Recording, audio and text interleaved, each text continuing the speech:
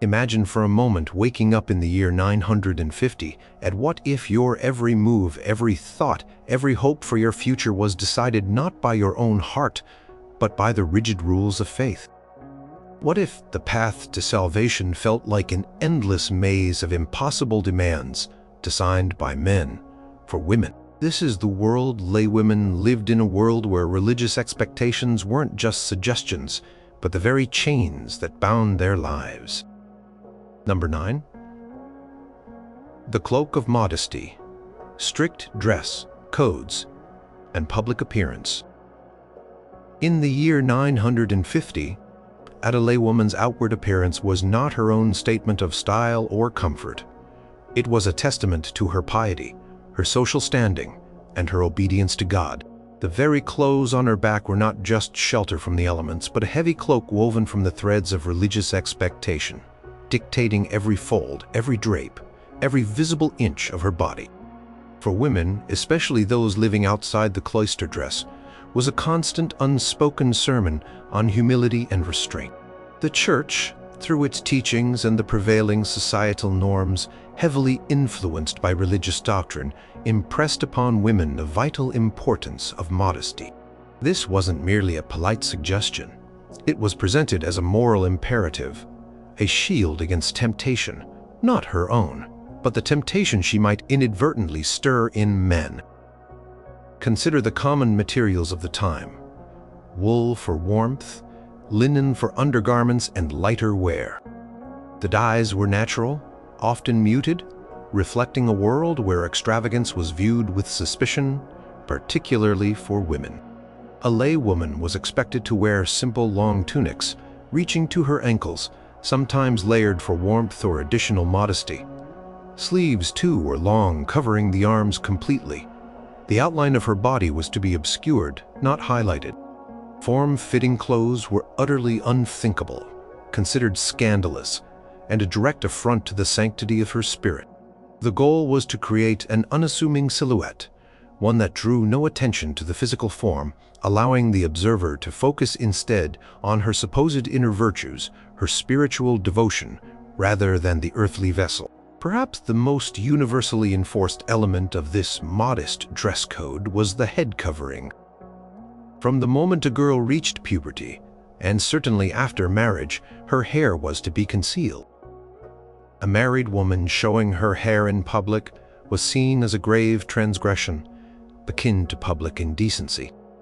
This practice was rooted in interpretations of biblical passages, particularly the writings attributed to St. Paul, which spoke of women covering their heads as a sign of submission to men and as an act of reverence before God. For a laywoman, this meant a variety of coverings: simple veils, headcloths, or wimples that often also covered the neck and chin, leaving only her face visible. Imagine the constant presence of this covering, hot in summer, perhaps itchy, always there, a visible sign to everyone she encountered that she was a woman under divine and earthly authority. It was a tangible barrier between her person and the gaze of the world, a constant reminder of her prescribed role. Beyond the actual garments, the very act of dressing and the way a woman carried herself fell under the scrutiny of religious expectation. Any hint of vanity was condemned. The Church preached against excessive adornment, against elaborate haircloths, against anything that suggested a woman took pride in her appearance rather than her piety. While some noblewomen might possess jewels or finer embroidery, even their public display was tempered by the prevailing ethos of humility. Peasant woman, of course, had no such luxuries to consider. Her simple clothes serving as an even starker visual representation of a life dedicated to labor and spiritual obedience. The concept was that a woman's beauty should be found in her soul, in her modesty, in her virtues, not in the fleeting attractions of her body. To draw attention to her physical self was to invite sin, both for herself, in terms of pride, and for any man who might behold her with lustful thoughts. The social implications of this dress code were profound. It served as a powerful tool for social control, reinforcing the subordinate position of women in society. A woman who dared to defy these norms, even in a small way, risked not just social ostracization but also moral condemnation. She might be whispered about, accused of loose morals, or even seen as a temptress, leading men astray. In a world deeply immersed in Christian dogma, where the fear of eternal damnation was a very real daily concern, such accusations carried immense weight. The pressure to conform was immense, born not just from pure expectation, but from the genuine belief that her salvation, and the salvation of those around her, depended on her adherence to these sacred rules. Even simple acts, like walking in public, were influenced by these expectations of modesty. A laywoman was encouraged to move with quiet dignity, with downcast eyes, avoiding direct gazes, particularly with men not her kin. Her posture, her gait, her very presence in the world were to communicate a quiet humility, a submission to divine will. The idea was to minimize her public presence, to make her almost blend into the background, so as not to cause distraction or temptation. This pervasive culture of modesty extended into every sphere of her life, from her behavior within her own home to her attendance at church services, where her modest attire and demeanor were expected to reflect her devoutness. The expectation of modest dress was not merely about avoiding sin. It was also about embodying a particular spiritual ideal. Women were often presented as embodying virtues such as purity, humility, and obedience. Their clothing was a physical manifestation of these abstract ideals. To wear a veil was to wear humility. To wear simple clothes was to wear devotion. In a time when images and literacy were limited, these visual cues were incredibly powerful communicators of social and religious hierarchy. A woman's clothing told a story of her place in the world, her commitment to her faith, and her acceptance of the roles assigned to her by both society and the church. The enforcement of these norms came not through a single codified law book, but through a constant drumbeat of sermons, confessional advice, community pressure, and even legal codes that sometimes reflected these religious views. A priest might preach against women who dressed immodestly, linking their perceived vanity to the downfall of souls. A mother would instruct her daughter, not just in sewing and household duties, but in the correct way to present herself to the world, to avoid gossip, and to protect her reputation and, ultimately, her salvation. The weight of tradition, reinforced by religious teaching, ensured that these practices were deeply ingrained from childhood. So, in 950, a laywoman's cloak was far more than just a piece of cloth. It was a declaration of her spiritual and social submission. It was a silent conversation between her and the world, perpetually stating her piety, her humility, and her adherence to the strict religious expectations that governed every thread of her existence. To step outside these boundaries was to step outside the divine order itself, a risk few were willing to take, for the consequences, both earthly and spiritual, were too profound to contemplate. Number 8.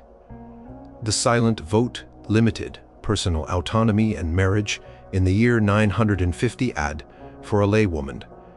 The concept of personal autonomy, particularly when it came to one of life's most defining events, marriage, was a foreign and largely unattainable luxury.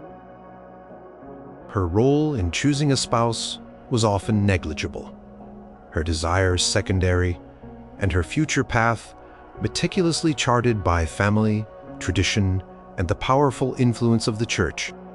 Marriage was not primarily about individual romantic love or personal fulfillment. It was a sacred institution, a social contract, and a crucial economic arrangement often dictated by religious doctrine and societal necessity.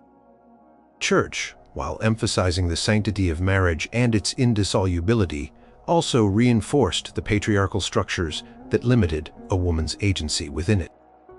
For noblewomen, marriage was a political and economic tool, a means to forge alliances, consolidate land, or secure inheritances. A young woman might be betrothed in childhood, her future husband chosen by her father or male guardian, with the advice of his peers and perhaps the blessing of a local bishop. Her personal feelings were largely irrelevant. Imagine a young girl, perhaps no older than 10 or 12, suddenly informed that her future was irrevocably linked to a man she might never have met from a distant land, all to secure a strategic border or a powerful lineage. This was her destiny, presented as a divine plan for the betterment of her family, with her acquiescence expected, almost demanded as a sign of her piety and dutiful nature. To resist was not just disobedience. It was seen as undermining the very social order, an act that could bring shame and even ruin upon her kin. For peasant women, while the calculations might be less grand in scale, they were no less restrictive. Marriages among the common folk often revolved around land, labor, and the continuation of a family line to work the Lord's soil. A young woman might be married to a man from a neighboring village to merge small plots of land, or to ensure that the family had enough hands for agricultural work. Her parents, or even the local lord, might arrange her match, seeing her as a valuable asset whose union would strengthen the household. While there might have been a degree of familiarity or community connection, the idea of choosing a husband based on shared affection was rare. Church, through its insistence on marriage as a sacrament, blessed these arrangements, further legitimizing the lack of female choice. While forced marriages in the strictest sense were sometimes condemned by church councils, the immense pressure and lack of alternatives for a woman meant that her consent was often a passive acceptance of her predetermined fate. Concept of dowry, a transfer of property or wealth from the bride's family to the groom or his family, further cemented the economic nature of marriage. For a laywoman, her dowry was a crucial part of her marriageability. Without one, her prospects were grim, potentially leaving her vulnerable or destined for a life of subservience in another's household. The size and nature of the dowry could dictate her status within her new household, and the kind of husband she could attract. This economic reality placed immense pressure on families, and by extension, on the daughters themselves, to ensure a suitable match that would protect or enhance the family's fortunes, rather than prioritize the woman's happiness or preferences. The Church, in its teachings, held up the ideal of marriage as a union created by God, with specific roles for husband and wife.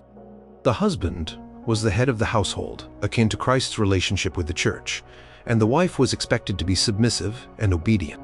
This theological framework directly undermined any notion of a woman having an equal voice or the right to self-determination within the marriage.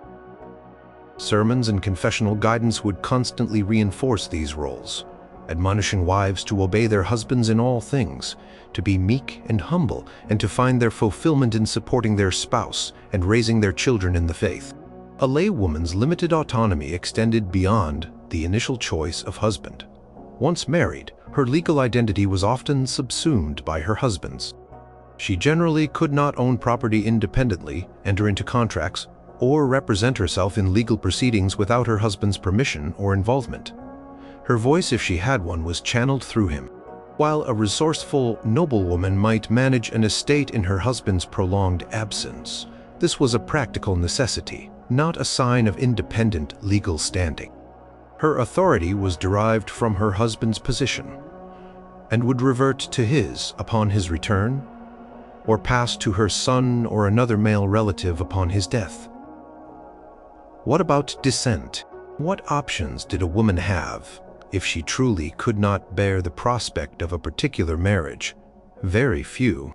Flight was dangerous and offered no real security in a society structured around family units and land. Remaining unmarried for a laywoman was largely socially unacceptable, unless she entered a convent, which was itself a religiously sanctioned path, but one that removed her from the lay world entirely and required its own form of submission. A woman who refused a marriage could become a burden on her family, stripped of her honor, and viewed as a defiant outlier. The societal pressure, reinforced by religious teaching that emphasized obedience and the sacred nature of marriage, was immense. The idea of divorce, as we understand it today, was virtually non-existent, Marriage was a lifelong bond, dissolved only by death, or in very rare cases, by church annulment for specific narrow reasons, often initiated by men and almost never on grounds of a woman's personal unhappiness. The limited personal autonomy meant that a woman's individual aspirations, her talents, her very personality, often had to be molded to fit the demands of her preordained role as wife and mother within a marriage she did not choose. Her purpose was not her own, but for the continuation of a family line, the consolidation of resources, and the production of heirs, especially sons. This was presented as her sacred duty, her path to salvation. To embrace it willingly was virtuous. To resist it was sinful. So, in the year 950, a laywoman's journey into marriage was less a walk down an aisle of choice and more a procession along a predetermined path. Her personal desires, her hopes, her dreams were often silenced, offering a silent vote that was rarely counted, always secondary to the complex tapestry of family honor, economic survival, and the unwavering religious expectations that dictated her life's most significant bond. Number 7. The burden of Eve, original sin, and female nature. In the year 950, woven deeply into the very understanding of female nature was the ancient narrative of Eve. This story, central to Christian theology, cast a long and often suffocating shadow over the lives of laywomen, coloring every aspect of their existence. The pervasive belief was that women were inherently more susceptible to sin, more prone to temptation, and thus fundamentally weaker in spirit than men. This wasn't merely a theological concept. It was a deeply ingrained cultural assumption that shaped social norms, legal codes, and personal interactions, making Eve's original transgression a perpetual burden on every woman born after her. The story of the Garden of Eden, where Eve was tempted by the serpent and then in turn tempted Adam, was recounted in sermons, illustrated in religious texts, and discussed in homes. From childhood, girls would have absorbed the message that a woman was the first to fall, the one who introduced sin into the world, leading to humanity's expulsion from paradise. This narrative was powerful and deeply damaging. It wasn't just a historical event. It was presented as a blueprint for female character. It implied that women were inherently less rational, more emotional, and more easily swayed by evil influences. This original sin of Eve was often seen as a congenital weakness passed down through the female line, making every woman the potential conduit for temptation and a source of danger to men's souls. This belief had profound consequences for a laywoman's daily life. It justified the need for male guardianship and control over women. If women were naturally weaker and more prone to sin, then it was seen as necessary for men, fathers, husbands, brothers, and the male clergy to guide, protect, and control them. This paternalistic view was not presented as oppression, but as a benevolent necessity, a means to ensure a woman's salvation and to prevent her from leading men astray. Religious teachings would often emphasize the importance of women cultivating humility, obedience, and silence, not just as virtues in themselves, but as necessary bulwarks against their supposed innate weaknesses. Sermons from the pulpits of village churches and grand cathedrals alike would frequently remind congregations of Eve's transgression. Women would be exhorted to be vigilant against pride, vanity, and disobedience, qualities often linked to Eve's original sin. Confessors might inquire about a woman's perceived temptations with a particular focus on those sins believed to be more prevalent among women, such as gossip, envy, or seduction. The very act of a woman dressing modestly, covering her hair, and speaking little was often seen as a direct countermeasure to the Eve effect, a conscious effort to subdue the perceived inherent sinful tendencies within her. The judicial systems of the era, while varied, often reflected these underlying biases. In cases of adultery, for instance, a woman was typically judged far more harshly than a man, seen as having not only committed a sin but also as having broken her sacred marital vows and perhaps even contaminated the family line. Her moral failing was often viewed as a more significant threat to the social and spiritual order. The concept of Eve's culpability also contributed to a general societal suspicion of female sexuality. It was seen as potent, dangerous, and needing strict control, as it was believed to be the primary means by which women could tempt men to sin. Even in religious practices, the burden of Eve could be felt. While women were encouraged to be devout, to pray, and to participate in church rituals, their spiritual path was often framed in terms of atonement or mitigation for this perceived inherent flaw. Their piety was in a sense a constant effort to counteract the legacy of Eve. They might engage in more intense forms of personal devotion, acts of penance or charitable works to prove their spiritual worthiness and distance themselves from the negative stereotypes associated with their gender.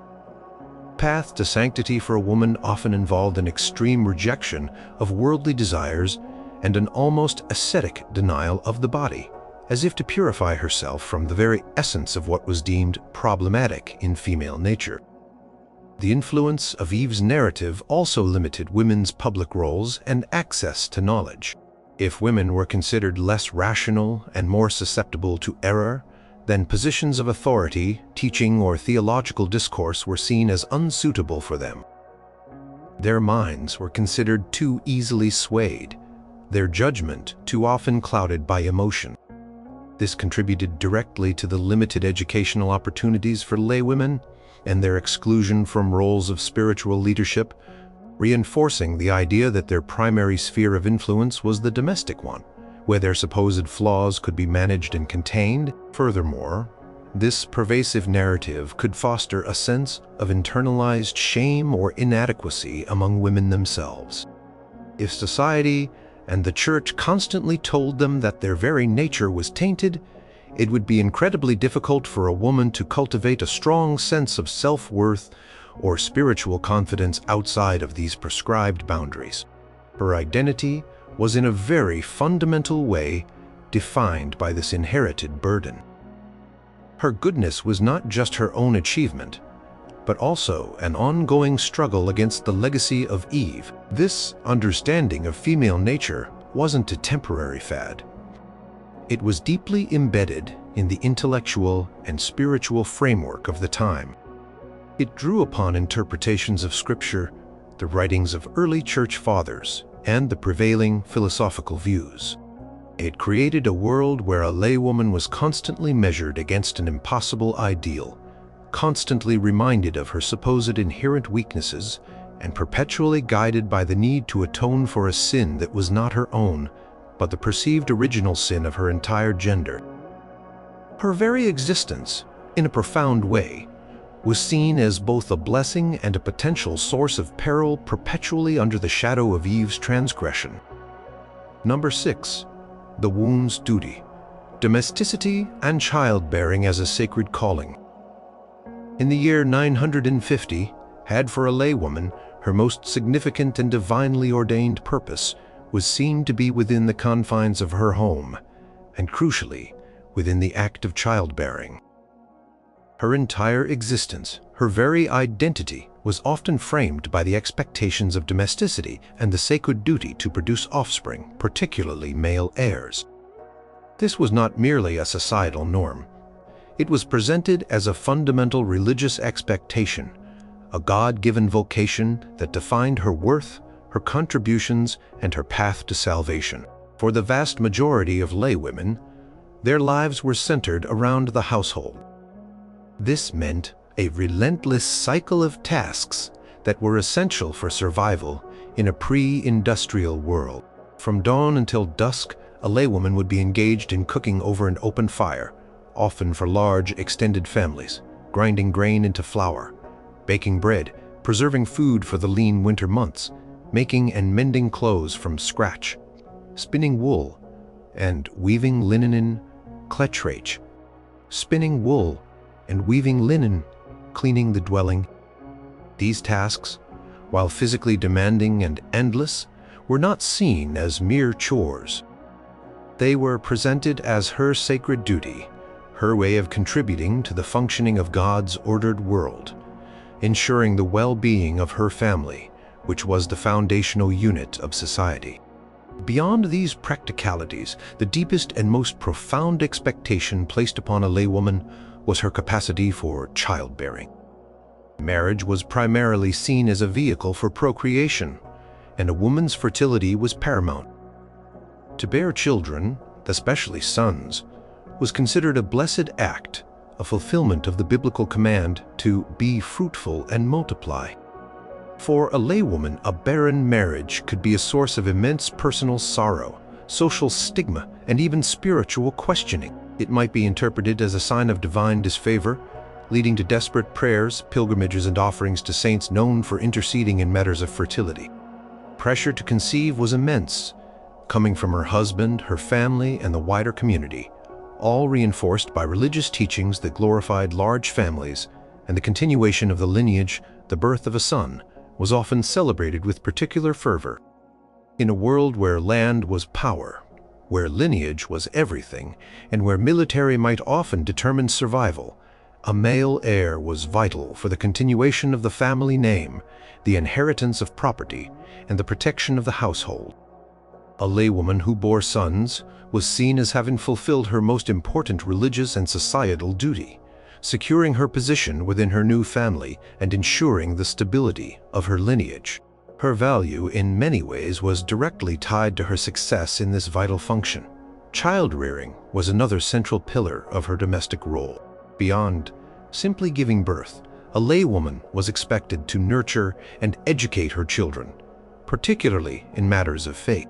She was the primary instructor of religious doctrine, teaching her children prayers, stories of saints, and the basic tenets of Christianity. Her home was meant to be a microcosm of the church, a place where piety was instilled from the earliest age. This was a heavy responsibility, as the spiritual well-being and eventual salvation of her children were seen as resting largely on her shoulders. Her dedication to their moral upbringing was considered a testament to her own devoutness. Constant demands of pregnancy, childbirth, and nursing meant that a laywoman's physical body was often dedicated to this cycle. Childbirth in 950 was incredibly dangerous, with high rates of maternal and infant mortality. Yet, a woman was expected to face this risk with stoicism and faith, understanding it as a necessary part of her divine calling. Each pregnancy, each delivery, was an act of both profound spiritual significance and immense physical peril. Her courage in facing these challenges and her willingness to put her life at risk for the sake of new life was celebrated as a mark of her virtue. While her life was largely confined to the private sphere of the home, her contributions were seen as foundational to the social order, the stability of the family, the continuation of the community, and the very fabric of medieval society rested upon the tireless efforts of women in their domestic roles. This was not just about survival. It was about upholding the divinely ordained order. The church often portrayed the home as a woman's spiritual domain, a place where she could cultivate virtues like patience, humility, and selflessness through her daily labors. Any deviation from this prescribed path, such as choosing not to marry or remaining childless by choice, which was virtually unheard of outside the convent, or failing to produce heirs, would be met with social disapproval and religious suspicion. A woman's identity was so intrinsically linked to her domestic and procreative roles that to not fulfill them was to be seen as incomplete or even defiant of God's will. Her worth was rarely measured by intellectual prowess or public achievements, but by her capacity to manage a household, to bear and raise children, and to embody the quiet, nurturing virtues expected of her.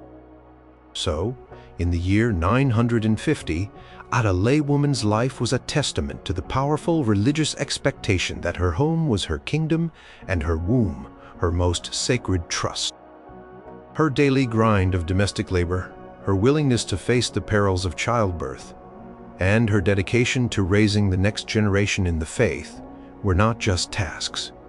They were her direct path to fulfilling her divine purpose, her contribution to the grand design of God's creation, making her a vital, yet often unseen, pillar of a world shaped by unwavering faith.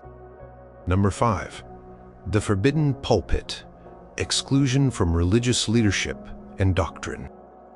In the year 950 AD for a laywoman, the path to any significant role in religious leadership or the shaping of doctrine was utterly blocked. The gates to the altar, the pulpits of sermons, and the scholarly debates of theology were firmly closed to her. This exclusion was not merely a societal convention.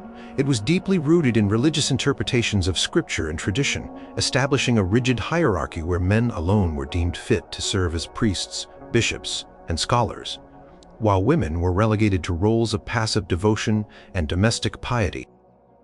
The foundational reason for this exclusion stemmed from several key interpretations within the Church. The most prominent was the belief that only men could fully embody Christ, who was male, and therefore only men could celebrate the sacraments, particularly the Eucharist, which was seen as a reenactment of Christ's sacrifice. This theological position, often reinforced by interpretations of St. Paul's epistles, which called for women to remain silent in churches and to not hold authority over men, created an unyielding barrier to female ordination. A laywoman, no matter how devout, how wise, or how charitable, could never aspire to be a priest, to administer the sacraments, or to preach publicly. This exclusion had profound implications for a woman's spiritual journey and her sense of agency within her faith. She was always a recipient of religious instruction, never a dispenser. She listened to sermons preached by men, confessed her sins to male priests, and received the sacraments from male hands. Her spiritual life was guided by male authority figures who interpreted God's word for her, often reinforcing the very expectations that limited her life. She could be devout, she could be charitable, she could pray fervently, but her path to holiness was typically through submission, obedience, and fulfilling her prescribed domestic and familial roles rather than through public leadership or theological discourse. The male monopoly on religious authority also meant that women were largely excluded from the formal creation or interpretation of doctrine. Theological debates, the crafting of church law, and the writing of theological texts were all domains of educated, usually celibate, men. The voices that shaped the religious understanding of the world, including the very understanding of women's nature and roles, were exclusively male. A laywoman had no platform to contribute her perspectives, her experiences, or her unique spiritual insights to the official body of church teaching. Her spiritual wisdom, if recognized at all, was typically confined to the realm of personal piety or guidance within her immediate family, never reaching the broader church. Even within religious orders, while some abbesses might wield considerable administrative power over convents and their associated lands, their authority was confined to other women and their spiritual influence rarely extended into the broader church hierarchy. A laywoman had even less access to such positions, as she was expected to marry and produce children. Her spiritual community was usually her family and her local parish, where her participation was strictly circumscribed. She could attend Mass, participate in processions, venerate relics, and undertake personal acts of penance or devotion, but her voice was not to be heard in public pronouncements or doctrinal debates. The idea of a woman engaging in theological scholarship or public teaching was met with deep suspicion, even condemnation. Such pursuits were considered unfitting for her nature, perhaps even dangerous, as they might lead her to intellectual pride or to challenging the established order. A woman who dared to speak publicly on matters of faith or to interpret scripture independently might be accused of heresy or of being inspired by demonic forces rather than divine wisdom. Cultural and religious climate of the time enforced a strong link between female silence and female virtue. Consider the practical impact. If a laywoman had a profound spiritual insight or a question about a particular religious teaching, she would have to bring it to a male priest or monk for guidance. She could not offer her own interpretation, nor could she openly challenge existing interpretations. Her role was to learn, to believe, and to obey, not to question or to lead. This constant deferral to male authority could foster a sense of intellectual and spiritual dependency, reinforcing the idea that women were inherently less capable of independent spiritual discernment. The very spaces of worship reinforced this hierarchy. In many churches, women might be seated separately from men, sometimes even in a designated gallery or area, further emphasizing their distinct and often subordinate position within the religious community. The sacred space itself, particularly the altar, was an exclusively male domain. This visual and spatial separation reinforced the theological distinction between the sexes in the eyes of God and the Church. So in the year 950, for a laywoman, the forbidden pulpit stood as a stark reminder of her exclusion from the centers of religious power and intellectual discourse. Her faith was her own, intensely personal and deeply felt, yet her ability to shape or lead that faith, or to contribute to its formal understanding, was utterly denied. She was a devout follower, a recipient of grace, but never a spiritual guide for the broader community, never a voice in the shaping of the very doctrines that governed her life. This silent role was a heavy, yet religiously ordained, expectation that defined her spiritual and societal boundaries. Number 4. The unseen scholar. Restricted access to education and knowledge. In the year 950, odd for a laywoman, the pursuit of formal education and access to structured knowledge was not just difficult. It was largely unheard of and often actively discouraged. While literacy was rare even for men outside the clergy and nobility, for women, particularly laywomen, the expectation was that their learning would be practical and domestic, rather than intellectual or spiritual in a scholarly sense. The gates of monastic schools, cathedral schools, and nascent universities were firmly closed, leaving women largely on the periphery of the literate world and the grand currents of intellectual thought. Primary purpose of education for a laywoman, when it existed at all, was to prepare her for her roles as wife, mother, and mistress of a household. This meant learning essential domestic skills: cooking, spinning, weaving, managing servants, if applicable, and perhaps basic arithmetic for household accounts. For noble women, it might extend to rudimentary reading and writing, mainly for managing estates in their husband's absence, or for reading devotional texts. However, this was typically informal education, taking place within the home, taught by parents, elder women, or a family chaplain. It was not a structured academic curriculum designed to foster critical thinking or broad knowledge. The prevailing religious and societal views reinforced this limitation. The belief that women were inherently less rational, more emotional, and prone to the sins of Eve meant that intellectual pursuits were seen as potentially dangerous for them. It was feared that extensive learning might lead a woman to challenge male authority, to neglect her domestic duties, or even to fall into heresy. A woman's intelligence was valued more for its practical application in managing a home and raising children than for its ability to engage with complex theological or philosophical ideas. For the vast majority of laywomen, especially those in peasant communities, literacy was non-existent. Their lives revolved around physical labor and oral traditions. Stories, prayers, and community knowledge were passed down through spoken word, not written texts. The idea of a peasant woman learning to read or write, even if she had the inclination, was impractical and irrelevant to her daily struggle for survival and her prescribed role in society. The resources simply were not there, nor was the perceived need.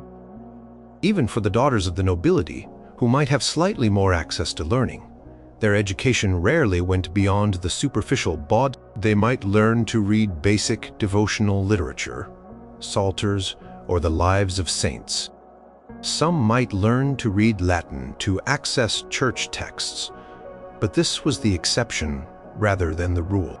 The deeper study of theology, law, philosophy, or history, the intellectual foundations of the medieval world, remained almost exclusively the domain of men, especially those entering the clergy. A laywoman, even an educated one, would find it incredibly difficult to engage in or contribute to these male-dominated intellectual spheres. The expectation that a woman's spiritual life would be guided by male clergy also played a role in limiting her access to formal theological knowledge. If she was meant to receive instruction from a priest, there was little perceived need for her to delve deeply into complex doctrinal matters herself. Her faith was to be devout and obedient, not intellectually challenging or questioning. The Church generally favored a simpler, more devotional piety for laywomen, one that focused on prayer, good works, and adherence to moral precepts, rather than complex theological understanding. The lack of formal education also limited women's public roles. Without literacy and specialized knowledge, women were effectively barred from professions such as scribes, notaries, lawyers, or administrators, all of which required extensive schooling. This reinforced their confinement to the domestic sphere and their reliance on male figures for engagement with the wider world of contracts, laws, and governance. Their voices, both literally and figuratively, were often absent from the written record and the public discourse. However, it is important to note that education in the medieval context was often broader than formal schooling. Women were educated in the arts of herbal medicine, midwifery, spinning, weaving, and the management of complex households, knowledge that was crucial for survival and passed down through generations. This was practical, often unwritten knowledge, distinct from the academic pursuits that defined higher learning and access to power in the medieval world. So, in 950, a laywoman, even if she possessed a sharp intellect and a curious mind, would find herself in a world where the paths to intellectual advancement were largely invisible to her. Her mind was expected to be cultivated for domesticity and piety, not for scholarly inquiry or the shaping of knowledge. The restricted access to education and the broader world of knowledge was a profound limitation, ensuring that her voice remained largely unheard in the grand narratives of her time, making her in many ways an unseen scholar in a world that valued intellectual pursuit. Number 3. The blood's shadow, purity, rituals, and menstruation taboos. In the year 950 date for a laywoman, the natural processes of her own body, particularly menstruation and childbirth, were often shrouded in religious and custodial taboos that created a sense of impurity and exclusion. The concept of ritual impurity stemming from blood, particularly menstrual blood, was deeply ingrained in the religious consciousness of the era, leading to specific practices and restrictions that cast a shadow over a woman's physical and spiritual life. This wasn't merely a health concern. It was a powerful religious expectation that dictated her movements, her participation in sacred rites, and even her interactions with others. The roots of these beliefs stretched back to ancient traditions and interpretations of Old Testament laws regarding ritual cleanliness. While Christianity had largely moved beyond the strict Levitical purity codes of Judaism, echoes of these ideas persisted, particularly concerning women's bodies and blood. Menstruation was often viewed as a period of defilement, a time when a woman was ritually unclean. This belief was reinforced by sermons, popular superstitions, and the advice of male clergy who interpreted such matters. During her menstrual period, a laywoman might be subject to various restrictions. She might be discouraged or even forbidden from entering a church, especially from receiving communion. The logic was that her perceived impurity would contaminate the sacred space or the holy sacrament. Imagine a woman devout in her faith, longing to participate fully in Mass, but having to stand outside the church door or remain in a designated area, feeling spiritually distanced during a natural bodily function over which she had no control.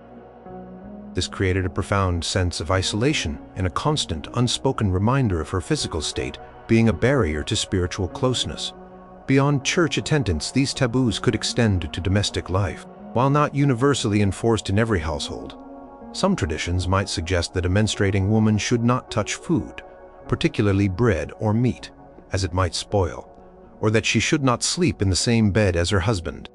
These were not typically church mandates, but rather folk beliefs and practices heavily influenced by the overarching concept of female impurity tied to blood. Such superstitions, even if not official dogma, added to the psychological burden, creating a sense of being perpetually scrutinized and potentially contaminating. Childbirth, too, was a time of ritual impurity. After giving birth, a woman was considered unclean and required a special rite of purification before she could fully re-enter the religious life of the community. This ceremony, often called churching, involved the woman presenting herself at the church door, typically accompanied by a female companion, and receiving a blessing from a priest to purify her before she could re-enter the main body of the church and receive communion again. This practice, while framed as a blessing, implicitly reinforced the idea that the act of bringing forth new life, a seemingly sacred act, rendered the mother temporarily tainted. It was a formal acknowledgement of her transition back from a state of impurity to one of ritual cleanliness, allowing her to rejoin the sacred space. These beliefs had practical consequences for a laywoman's spiritual life. They could lead to periods of forced separation from religious community life, a constant awareness of her body as a potential source of defilement, and perhaps a degree of internalized shame about her natural physiological process. Her female body, capable of creating life, was simultaneously seen as a source of weakness and ritual danger. This dual perception was complex and deeply ingrained. The concept of impurity also contributed to the overall societal perception of women as being inherently less pure or clean than men, feeding into the narratives of Eve's sinfulness and the need for male control. If a woman's body was periodically a source of impurity, then her entire being might be viewed through a similar lens, reinforcing the idea of her needing constant spiritual guidance and oversight. It is important to remember that these taboos were not necessarily designed to be malicious, but rather stemmed from a deeply religious worldview that sought to categorize and control aspects of life perceived as potent or mysterious. However, their impact on a woman's personal experience was undeniably stifling, leading to periods of exclusion, self-consciousness about her body, and a constant negotiation with the unseen shadow of her blood. The psychological weight of being deemed ritually unclean, simply by virtue of her biological cycle, was a subtle yet pervasive burden. So, in the year 950, a laywoman's journey through her life was marked by the ebb and flow of her own body, which in turn dictated her access to the sacred. The blood's shadow, whether from menstruation or childbirth, meant periods of ritual impurity, exclusion from full participation in the church, and a constant reminder that her very physical being, while essential for life, also carried a perceived taint that demanded purification and restraint. This was a profound and deeply personal religious expectation, shaping her relationship with her body, her faith, and her community. Number 2, the silent ascent, subservience and obedience as virtues. In the year 950, for a laywoman, the concept of her identity was deeply intertwined with the virtues of subservience and obedience. These were not merely good traits to possess, they were elevated to the status of sacred expectations, fundamental to her spiritual well-being and her acceptance within the divinely ordered world.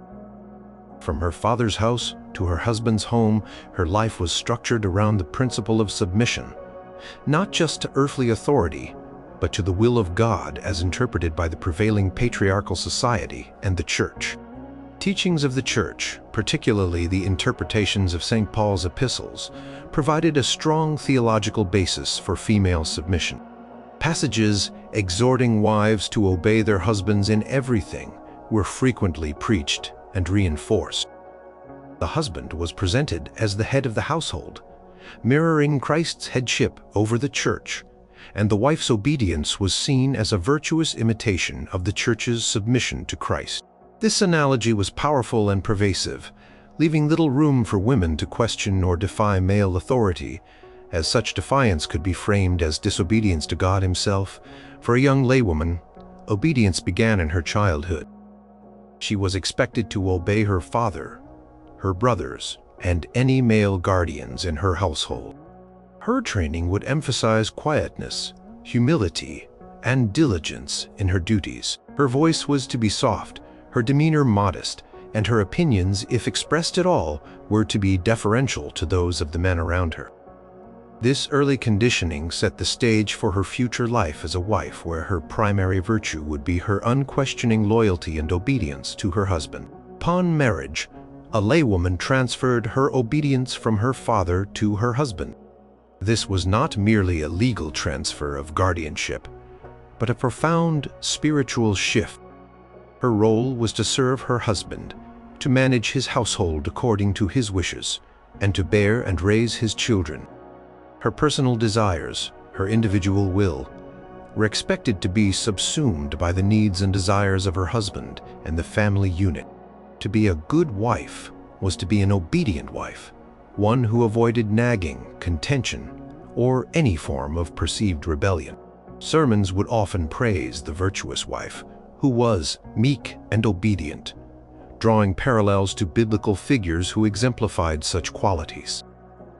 Conversely, they would condemn women who were seen as rebellious, outspoken, or disobedient, presenting them as threats to the stability of the family and the moral order of society. This constant reinforcement from the pulpit and within the community created immense pressure on laywomen to conform to these ideals, lest they face social ostracism or even spiritual condemnation. Even in legal matters, a laywoman's subservience was evident. She could not initiate lawsuits, enter into contracts, or manage property without her husband's consent or representation. Her legal identity was for most practical purposes absorbed into his. This lack of independent legal agency further underscored her subordinate position and her reliance on male authority figures to navigate the world beyond the domestic sphere. The expectation of silence was another facet of this enforced subservience.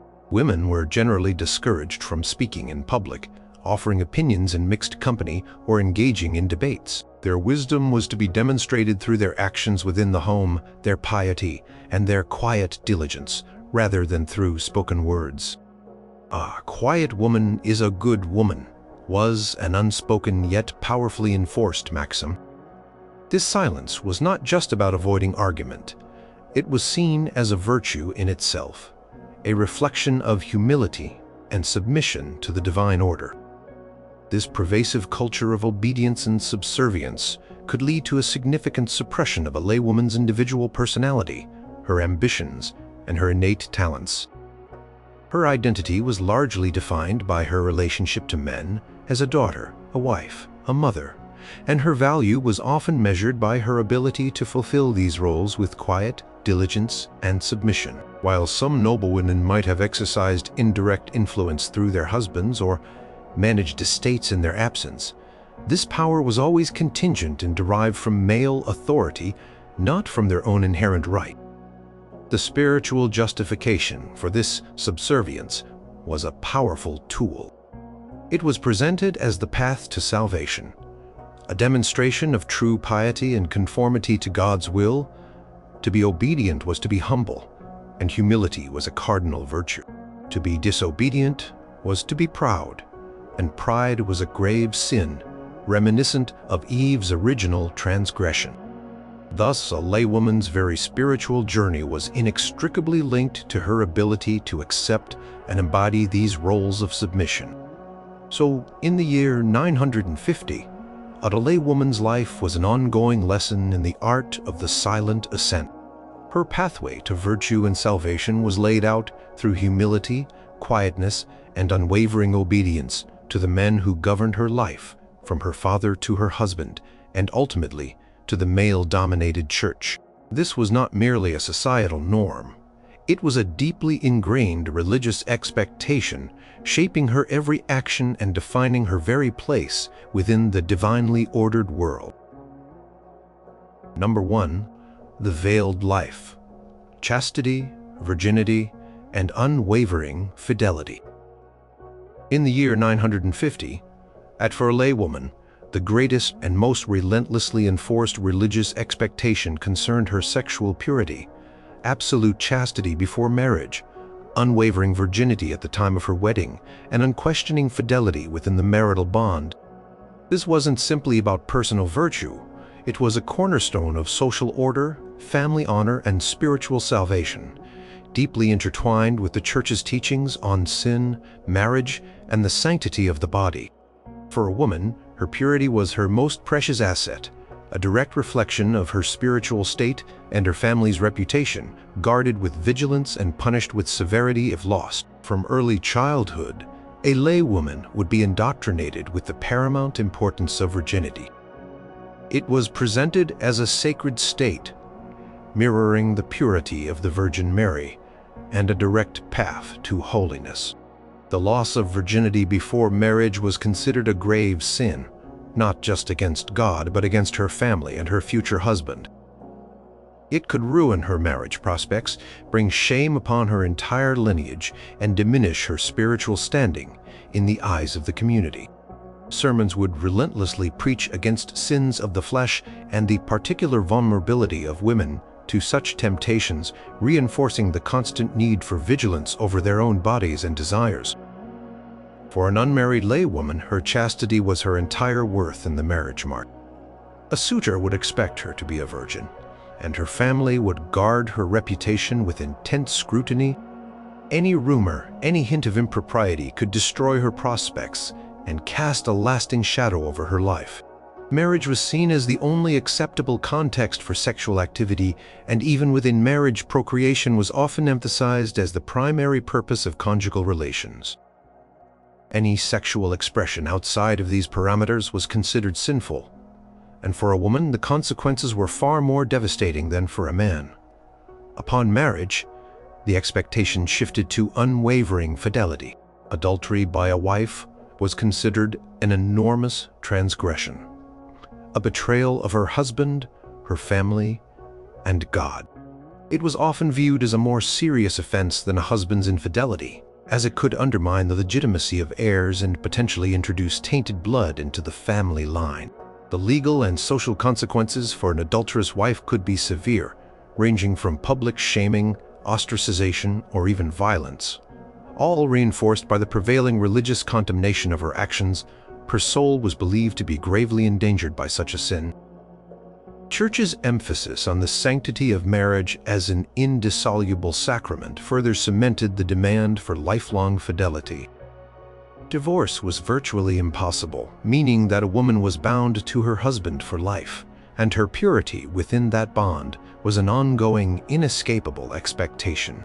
Confessionals would often delve deeply into matters of sexual morality, with priests questioning women about their thoughts, desires, and adherence to these strictures, ensuring that the religious pressure extended into her innermost spiritual life. The fear of eternal damnation was a powerful motivator. Unchastity, especially before marriage, was presented as a mortal sin that could lead to hell unless properly repented and atoned for. This constant fear of spiritual punishment, combined with the severe social repercussions, created an environment where a laywoman's every action, every interaction, was weighed against the strict demands of purity. Her reputation, her salvation, and her family's honor were all inextricably linked to her sexual conduct. This intense focus on female purity also contributed to the control of women's bodies and mobility. If a woman's chastity was so valuable, then she needed to be protected from anything that might compromise it. This meant limited freedom of movement, supervised interactions, and the general confinement of women to the domestic sphere, where they could be more easily guarded. Her modesty in dress and demeanor, as discussed earlier, was also part of this larger expectation of maintaining her purity in the eyes of the world. For some women who might have found themselves fallen through unfortunate circumstances, such as rape or seduction, their options were incredibly bleak. Despite the circumstances, their impurity could make them unmarriageable, leading to a life of poverty, dependence, or even forced entry into a convent as a means of seeking spiritual redemption, but not returning to normal lay life. The society of 950 Eruvat offered little mercy or understanding for a woman who had lost her purity, regardless of the cause. The ideals of virginity and fidelity were not merely abstract concepts. They shaped a laywoman's entire life trajectory, from her upbringing to her marriage and beyond. Her honor, her value, and her very spiritual destiny were seen as contingent upon her adherence to these rigorous sexual expectations. She lived a veiled life, not just literally with her head covering, but metaphorically hidden behind the impenetrable veil of purity, constantly striving to meet an ideal that was both divinely ordained and relentlessly enforced by society. So, in the year 950, a laywoman's purity was not just a personal virtue, but a public and spiritual imperative. Her life was a constant test of her commitment to chastity before marriage and unwavering fidelity within it. This expectation, deeply embedded in religious doctrine and societal norms, defined her worth, shaped her choices, and ultimately dictated her very path to salvation in a world that saw her purity as her most sacred and most vulnerable possession.